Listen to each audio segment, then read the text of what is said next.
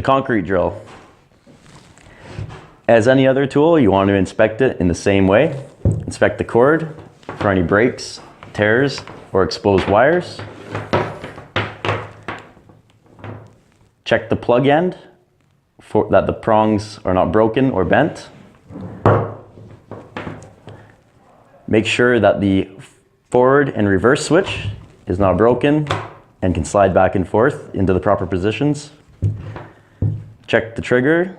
When you press in, it should release back out and not stick. You have two functions, the rotary hammer and the rotary drill.